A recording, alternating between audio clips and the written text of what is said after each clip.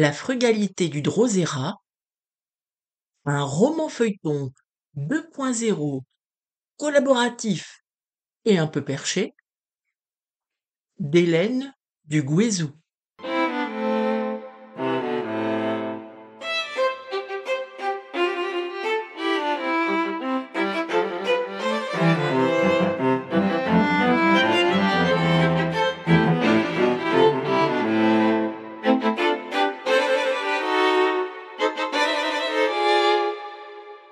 Épisode 2. Et donc, j'ai décidé d'adopter le Drosera. Alors, c'est ça. Je suis morte. Je n'arrive pas à y croire. Je me suis laissé sombrer dans cet état de semi-conscience où les pensées ont la volatilité des rêves et les rêves la profondeur tragique des serments qu'on se fait, mais dont le jour vous délie. Et puis, c'est tout. Bon, je peux vous dire que tout ce qu'on lit, tout ce qu'on entend ça et là, c'est des bobards. Je ne vois toujours pas d'ange, rien du tout.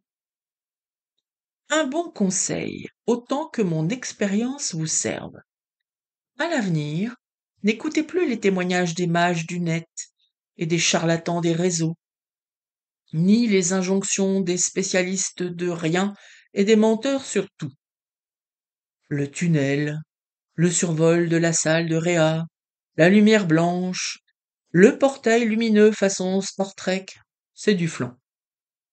Oui, tout est faux. Est-ce que je suis déçue? Pas vraiment. Et franchement, c'est le cadet de mes soucis, parce que ce que j'aimerais quand même bien comprendre, c'est ce qui m'est arrivé. Et ce n'est pas parce que j'ai l'éternité pour recouvrer la mémoire que ça me console pour autant. Je n'ai que des souvenirs très flous, diffus, comme une brume déchiquetée, et ça m'agace. Vous n'avez pas idée. Je n'ai jamais compté la patience au nombre de mes vertus. Ce n'est pas parce que je ne suis plus de ce monde que je ne peux pas tenter de comprendre ce qui m'a fait le quitter. J'ai retroussé mes manches, enfin c'est une image, hein. J'ai fouillé ma mémoire et tenté de remonter le fil des souvenirs à partir de la maladresse de mon imbécile de chat. On dit souvent que les chats sont dotés de cette agilité presque magique, de cette souplesse féerique. On admire béatement la précision chirurgicale de leur sceau qui défie les lois de la physique. C'est possible, mais ça ne concerne pas mon chat. Lui, c'est plutôt un chat antique, et il s'appelle Antimoine. Je me suis souvenu que la quinzaine qui avait précédé la dispersion des copies sur le plancher avait été exécrable, à tous les niveaux, et pas seulement à cause d'Antimoine.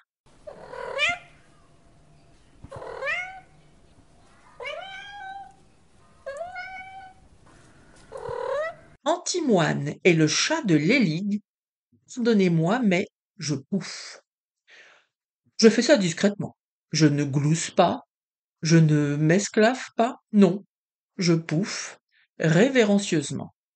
Soyons honnêtes. Qui est la chose de qui?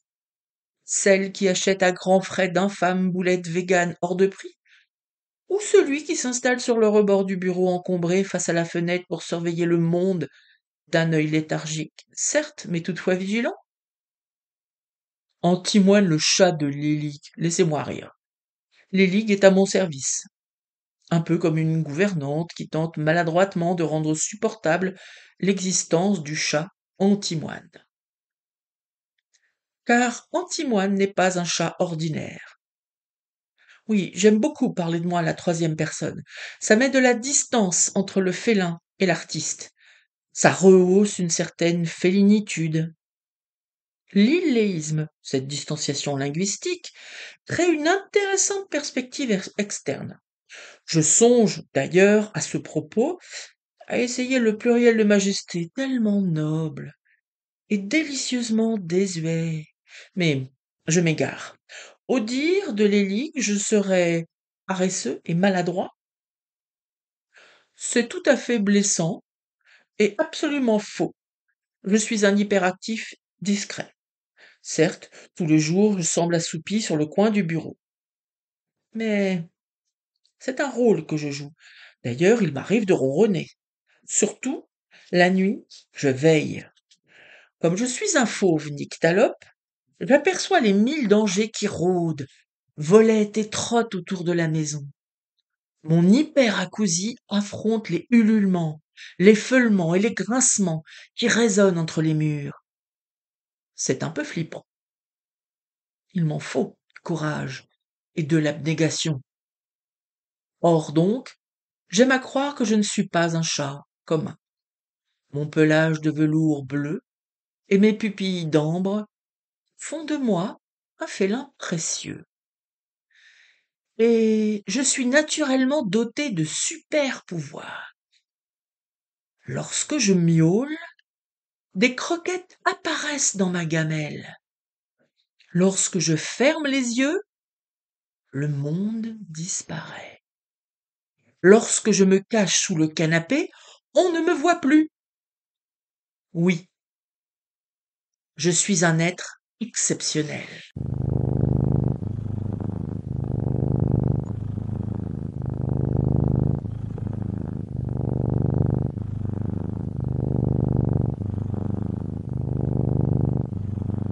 Tout ce bazar a commencé il y a une quinzaine de jours.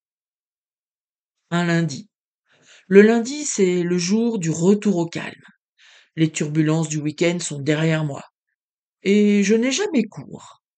Ça fait partie des âpres négociations au début de chaque année universitaire. Pour moi, comme pour Mathilde. Ah oui, nous avons fait les mêmes études, passé les mêmes concours, nous enseignons aux mêmes étudiants et défendons âprement le même emploi du temps. Pas de cours le lundi. À nos âges, on arrive à nos fins sans trop de difficultés, avec un sourire ripolliné et la grâce odieuse d'une opiniâtreté insidieuse. Donc, c'est un rituel, le lundi, je vais marcher avec des amis. Et ce lundi-ci, le caporal Geneviève, qui s'occupe de tout, a encore choisi les monts d'arrêt. Je ne laisserai personne contester l'idée que c'est le plus bel endroit au monde. C'est à la fois le toit de la Bretagne et une étrange île intérieure. Ne levez pas les yeux au ciel, j'y suis. Vous admettrez que les monts d'arrêt offrent un concentré inouï de la plus incroyable diversité de paysages qu'offre ce bout du monde. Des landes inquiètes, des crêtes austères, un bocage en mosaïque, des forêts enveloppantes, des tourbières vivantes et des lacs d'un silence bruyant. Bien sûr, le littoral du Finistère est également tout à fait sublime, mais les monts d'Arrée, c'est autre chose. Chaque fois qu'on s'y rend, on cherche à varier les plaisirs. Les parcours sont infinis, les paysages presque irréels, renouvelés chaque seconde grâce à la danse de la lumière. Sans compter ce je ne sais quoi d'inclassable et de pas très orthodoxe. J'ai toujours aimé ceux qui ne rentrent pas dans les cases.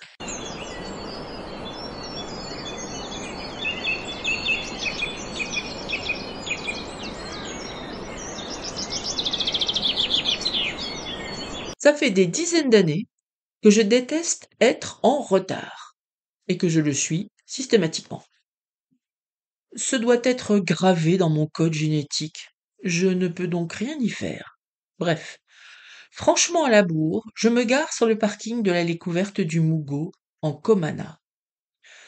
Le Mougot est pétri de paradoxes qui disent beaucoup du monde dans lequel on vit. Pour s'y rendre, il faut quitter un moment l'axe qui relie Comana au rond-point du Roc Trédudon hérissé d'antennes relais. La première chose que l'on voit sur la gauche, se détachant nettement sur la ligne rugueuse des crêtes, c'est l'insolente ferme-usine dont les 3 gigantesques dômes ne sont guère que la partie émergée d'un problème qui gangrène la Bretagne depuis les 30 Glorieuses. Cette vision est déjà, en soi, une agression. C'était autrefois une petite ferme sombre et basse, posée au bord des tourbières du Mougot. Il n'en reste plus grand-chose.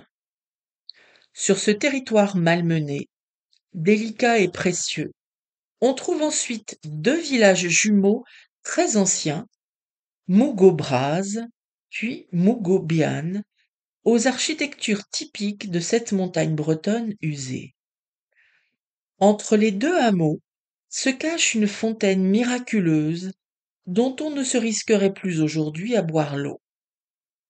En fait, elle serait miraculeuse si son eau était potable. Et enfin, à l'ouest du Mougot-Biane, voilà le monument qui me bouleverse, l'allée couverte. Ce vaisseau funéraire du néolithique, qu'on appelle aussi le tombeau des géants, semble aujourd'hui fragile et minuscule entre les crêtes du Tuchen-Cador qui le surplombe et la ferme usine de Kermonoil qui l'empoisonne. Je claque ma portière, zippe ma polaire sur la fraîcheur de l'aube et ajuste les bretelles de mon petit sac à dos. Je le sais, leur patience en bandoulière, mes amis sirotent sans grande illusion leur café. Je finis toujours par arriver. J'adresse à la ronde un petit sourire contrit de circonstance que je double d'une considération météorologique, baume des conversations amicales. Il ne pleut pas, ce que tout le monde a largement eu le temps de constater en m'attendant. Mathilde, Jean-Eudes, Geneviève et Margot me jettent un regard nuancé d'agacement, d'amusement, d'impatience et de mansuétude. Excuses acceptées.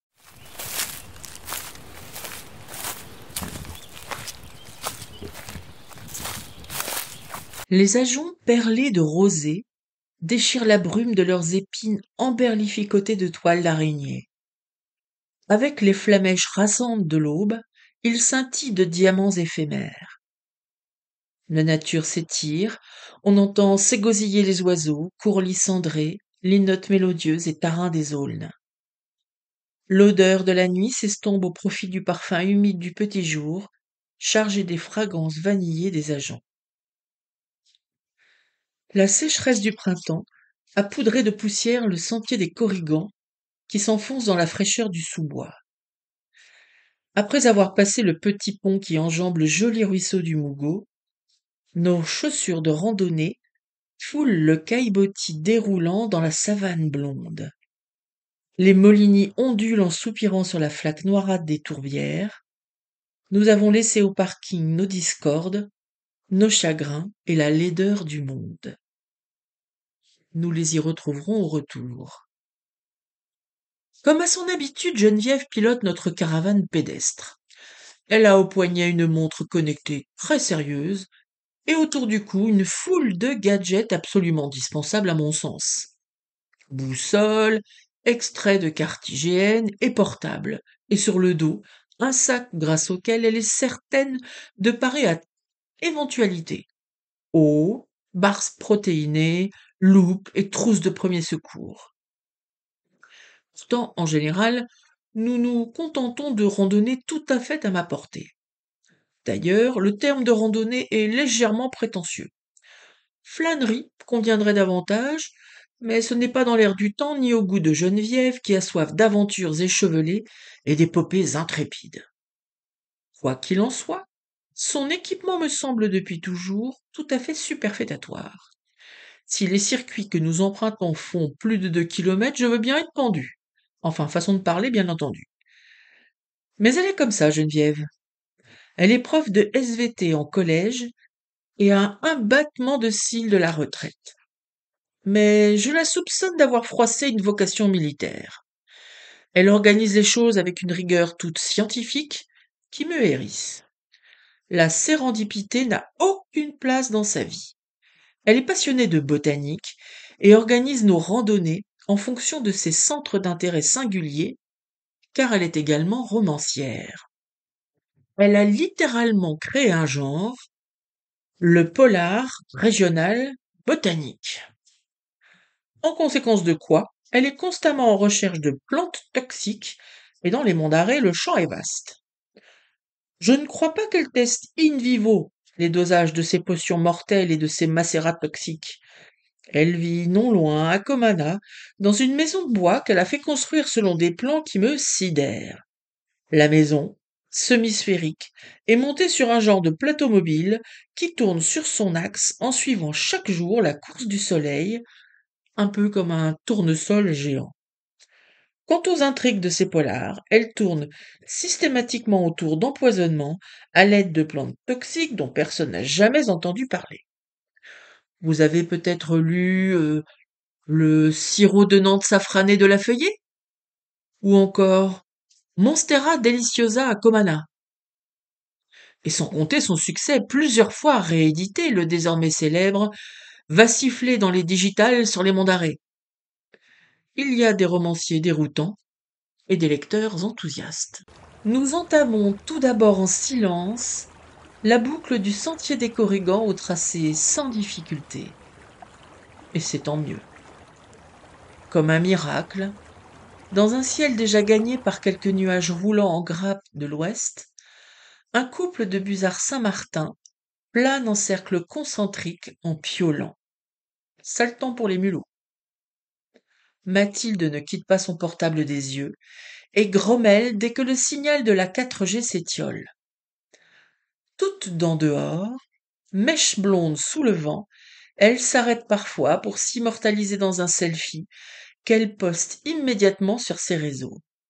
Ça agace tout le monde, sauf Geneviève, qui a la même acuité monomaniaque que les rapaces et n'a Dieu que pour la flore qu'elle scrute avec l'avidité d'une fashionista lors des soldes. L'élégance en moins. Oh, c'est absolument formidable. Regardez, regardez donc, s'exclame-t-elle toutes les 2 minutes, un index vibrant tendu vers quelque chose de vert en général. Et je vous garantis que sur une balade d'1 heure, ça fait beaucoup. Mais il y a pire. Lorsqu'elle commence à commenter les panneaux pédagogiques plantés çà et là pour indiquer aux randonneurs quoi regarder et qu'en penser, elle finit toujours par s'étrangler et fulminer. Lui faire comprendre qu'il est impossible de viser l'exhaustivité encyclopédique sur un petit panneau de bois gravé et destiné à renseigner le plus grand nombre est une gageure. Nous n'y sommes pas parvenus à ce jour. Botanique nazie, siffle Jean-Eudes. Ce n'est pas le seul homme de notre cercle amical, mais c'est le seul qui emboîte nos pas chaque semaine pour découvrir avec nous l'intimité des monts d'Arrée ou du littoral. C'est un poète, étrange, dégingandé, chauve, qui se désole secrètement de ne pas toucher avec ses recueils autant de lecteurs que Mathilde et sa dark romance à la chaîne, ou Geneviève et sa litanie de polar botanique. La poésie est un genre ingrat, qui s'épanouit dans l'aimable discrétion d'un entre-soi d'initié, sachant la lire et se targuant de l'aimer. Rien ne serait plus suspect qu'une œuvre poétique caracolant en tête des ventes sur Amazon ou au Leclerc culturel, nous assure Jean-Eudes au bord d'un désespoir résigné. En conséquence de quoi il participe avec l'aimable discrétion des artistes maudits à nos salons littéraires mensuels, dédicace 2 ou 3 recueils dans les bons jours, et nous adresse à chacune de ces petites victoires un sourire froissé. Le poète doit souffrir. Un point, c'est tout.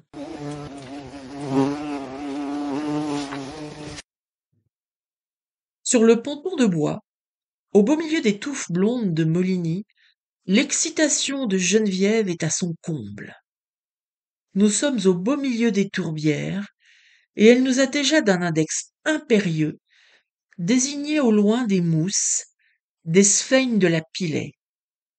Endémiques des tourbières des monts d'Arrée, elles peuvent, nous précise Geneviève d'un ton sentencieux, retenir jusqu'à 30 fois leur poids en eau. Je tente une blagounette, même si je crains qu'elle ne passe pas auprès de la conférencière improvisée.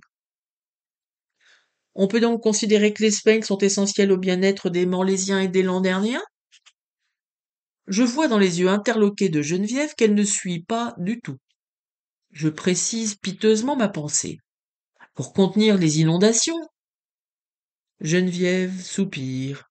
Je pense que si j'étais Une de ses élèves, je me serais pris une bonne heure de colle. On peut dire ça. Nous sommes ici sur le château d'eau du Finistère. Les sphènes sont essentielles dans la régulation du cycle de l'eau. Et cette sphène de la Pilet en particulier a été identifiée pour la toute première fois ici en 1825 par le baron Bachelot de la Pilet.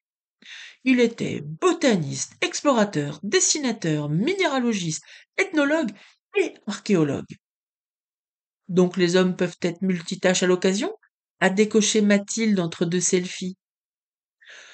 Sans se départir de son calme, naturellement imperméable à notre humour, Geneviève en rajoute une couche sur l'importance des sphènes dans la constitution des tourbières, avant de rester, enfin bouche bée, devant un machin minuscule et rosâtre, devant lequel elle se prosterne silencieusement. J'ai remercié in petto le petit machin rose pour cet instant de grâce, qui n'a pas duré. Le voilà, il est là, a-t-elle soufflé dans un râle ému, comme à l'agonie. Quoi donc? A demandé Marion, la benjamine, qui ferme la marche sur les 3 pontons de bois posés sur la tourbière et ne voit donc rien du tout.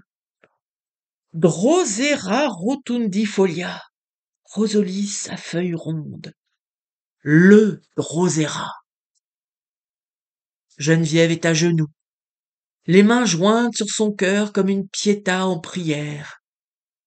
Je comprends tout de suite que c'est là l'objet de sa quête. Je me rapproche. Le Graal de la botaniste ne paie pas de mine. Entre les sphènes, le drosera à feuilles rondes pousse en colonie discrète, comme nous le précise Geneviève, la voix empreinte de ferveur. Étalé en rosette de quelques centimètres, il arbore de petites feuilles rondes, bordées de cils perlés d'un suc, destiné à tromper les insectes. C'est donc une plante carnivore, grande comme un ongle d'auriculaire. Aucun risque d'être englouti, raille Mathilde, qui ne prend même pas la peine de prendre un selfie devant la redoutable minuscule. Parce que tu n'es pas un moucheron, ai-je modéré. Les insectes sont attirés par son nectar odorant, et ils restent collés au suc, signale Geneviève d'une voix sépulcrale. Elle envisage sûrement déjà un nouveau polar fusion à mi-chemin entre la botanique et l'entomologie, avec dans le rôle de la victime la mouche drosophile et dans celui de l'assassin le drosera. Tout à l'élaboration d'une folle intrigue, elle poursuit à mi-voix. C'est fascinant. Le cycle d'assimilation de l'insecte commence par une dégradation enzymatique. Elle permet à la plante de récupérer les substances nécessaires à sa survie dans ce milieu acide et pauvre en nutriments. Dame Nature est formidable. Penchée sur les drosera, Geneviève mitraille longuement les petites feuilles rougeâtres et leurs perles de sucre à l'aide de son portable avant de sortir de son sac un sachet en plastique. Alors qu'elle commence à prélever délicatement un spécimen du redoutable drosera, enfin, redoutable si on est une mouche, Margot hurle, désignant d'un index vibrant un des panneaux. Arrête tout de suite, c'est interdit. Mais c'est un prélèvement pédagogique, c'est pour mes élèves, plaide Geneviève. C'est interdit quand même, rétorque Margot les sourcils froncés. Trop tard, clôt Geneviève en se relevant, zippant le petit sachet dans lequel le drosera kidnappé prend désormais de la hauteur.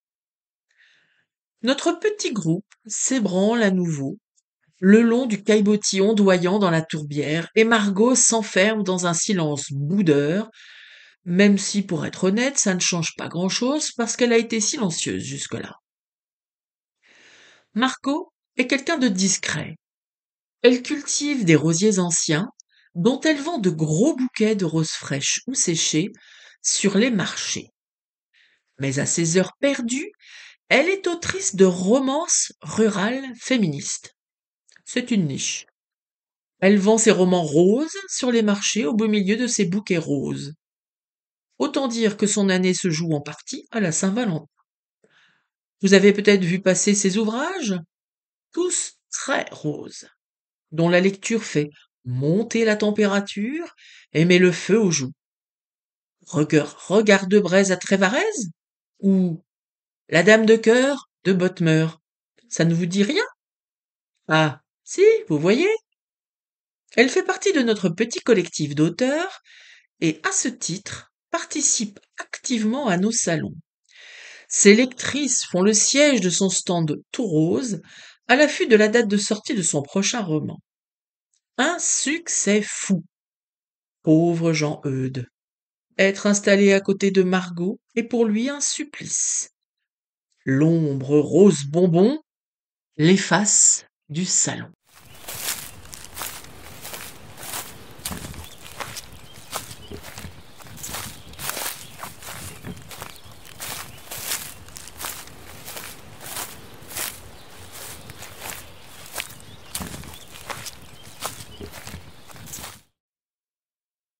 De retour au parking, après avoir traversé le bois de Saule et longé de longues prairies humides, nous échangeons nos impressions sur cette promenade tranquille. Jean-Eudes, adossé à son véhicule, lunettes rondes sur le bout du nez, note dans un petit carnet des fragments pour des poèmes à venir. Il fronce le nez, lève son regard transparent au ciel, griffonne à nouveau, le front plissé. Comme Margot ne digère pas le rap inique du Drosera et la violation manifeste des consignes des panneaux, on centre plutôt nos échanges sur le prochain salon, dimanche prochain. Ce sera à Plougonvelin. Nos petites bouteilles d'eau d'une main, nos portables de l'autre, nous nous désaltérons consultant messages et agendas. Je m'éloigne un moment pour écouter un message quelconque laissé sur mon répondeur. Lorsque je reviens, la conversation bat son plein, les sourcils sont froncés et les regards perplexes. Quand on y pense, c'est troublant, murmure Mathilde songeuse. Quoi donc? Demande Jean-Eudes. Eh bien, je viens de me souvenir de l'histoire des tasses. Mais de quoi tu parles? Rétorque Jean-Eudes, que les basses contingences matérielles n'empêchent pas de dormir. Mais si, fais un effort. Je parle du feuilleton de la disparition mystérieuse des tasses de notre collectif. Ça nous tient quand même en haleine depuis le début de l'année. Ah oui, ça me dit quelque chose. On s'est posé 1000 questions. Qui les a vues la dernière fois? Qui les a rangées dans les cartons après le dernier salon? Qui les a embarqués dans son coffre? Qui a quitté la salle en dernier? Bref, un des cartons contenant la moitié de nos 12 tasses est resté introuvable. Oh, c'est quand même pas très important. Je ne suis pas d'accord. Pas de tasse, pas de café, ai-je souligné avec aigreur. Oui, enfin, on a quand même fonctionné depuis le début de l'année sans ces tasses manquantes. Mais, en s'interrogeant toujours sur ce qui avait bien pu se passer. Et pour couronner le tout, nous avons dû faire sans aucune des tasses lors du tout dernier salon, rétorque Mathilde. Toutes les tasses ont disparu? C'est ça qui est bizarre, interroge Margot. C'est aux autrices de polar de résoudre ça, assène Jean-Eudes. Je pense qu'on peut sans doute acheter d'autres tasses sans mettre en péril les finances de l'association, coupe Geneviève, en écrasant sa cigarette du talon et en broyant sa petite bouteille d'eau minérale désormais vide. Et passer à autre chose. Margot foudroie Geneviève et ramasse le mégot. Elle le glisse dans le sac poubelle collectif qu'elle fait tourner, chacun y glissant son obole. Bouteille vide, emballage de bar céréales ou mégot. Oui, mais quand même, reprend Mathilde qui n'abandonne pas facilement. Cette invraisemblable saga apparaît dans le contexte de la crise que nous traversons. C'est à sigler constituait l'identité du collectif et son unité, désormais fracassée. Drama Queen, siffle Jean-Eudes. Je propose qu'on se retrouve tous, au complet, ce mercredi soir, en visioconférence, comme convenu. On peaufinera les détails du salon de Plougonvelin de dimanche, et on réglera une bonne fois pour toutes ces histoires de tasses qui me courent sur le haricot. Ai-je lancé. Et puis, il va pleuvoir. En attendant, bonne fin de journée. Antimoine m'attend. J'embrasse à la volée le brouhaha, et regagne ma voiture. Margot, avant de tourner elle aussi les talons, remet une couche en pointant du doigt le malheureux Drosera prisonnier de son sachet dans la main de Geneviève. Elle agite aussi avec véhémence sous leur nez le sac poubelle au fond duquel se trouve le mégot. Je préfère ne rien entendre, claque ma portière et démarre. Sur le point de quitter le parking, je jette un dernier coup d'œil dans le rétroviseur. Je vois Mathilde qui galope dans ma direction, en agitant frénétiquement les bras. Les autres sont penchés sur une silhouette terrassée. Sans couper le contact, je les rejoins en courant. C'est le chaos. Tout va à la fois très vite et si lentement. Geneviève gît sur le dos, agitée, les mains autour du cou. Son visage rouge gonfle à vue d'œil. Il bleuit. On ne sait pas quoi faire. Margot hurle qu'il faut appeler les secours. Mais fais-le, bon sang, grince Jean-Eudes. C'est quel numéro? Le 911? Mais non, ça c'est à New York ou à San Francisco. Fais le 15 ou le 112 comme tout le monde, postillonne Mathilde. Les pompiers arrivent à la vitesse de la lumière au bout d'un temps qui semble infini. L'ambulance du SMUR les suit de près. Une petite femme aux cheveux courts d'un roux flamboyant en sort comme un diable hors de sa boîte, s'accroupit auprès d'une Geneviève défigurée. Elle ouvre un genre de caisse à outils, comme en ont les garagistes ou les plombiers. Elle sort tout un tas de trucs et fait tout un tas de choses.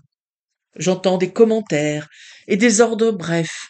Adrénaline, angioedème allergique, choc anaphylactique, œdème de Coinck. Le temps est suspendu, mais la respiration de Geneviève aussi, c'est certain. Puis, tout se calme instantanément. Lentement, les ambulanciers sanglent Geneviève inerte sur un brancard. Il n'y a plus d'urgence. Du tout. La petite dame rousse se relève et nous regarde. Je suis Viviane, médecine urgentiste de garde. Je suis désolée. Nous n'avons rien pu faire. Votre ami est décédé. Nous sommes pétrifiés. Elle reprend doucement. Mais qu'est-ce qui s'est passé? Comment s'appelle votre amie?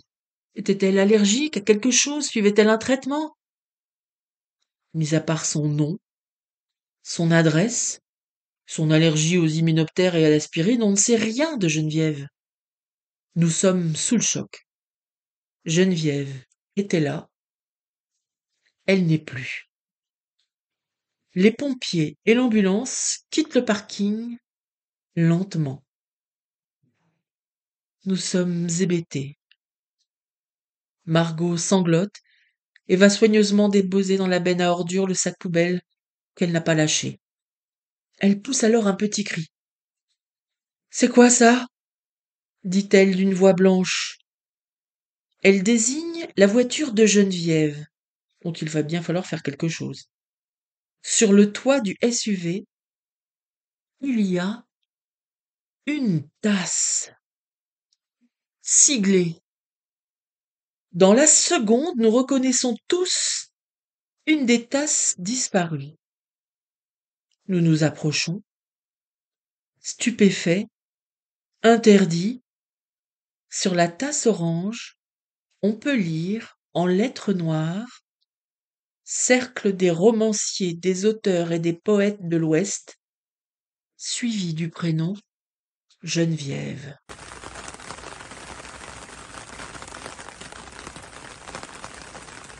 Mais qu'est-ce qui vient de se passer? Au-dessus de nos têtes interdites, des nuages se forment. De grosses brioches grises comme le plomb roulent au-dessus des tourbières. Le soleil s'efface lentement et des gouttes se mettent à crépiter sur le toit de nos voitures. Je me baisse pour ramasser le sachet de Geneviève. Je sens qu'il faut que je fasse quelque chose. Et donc, j'ai décidé d'adopter le Drosera.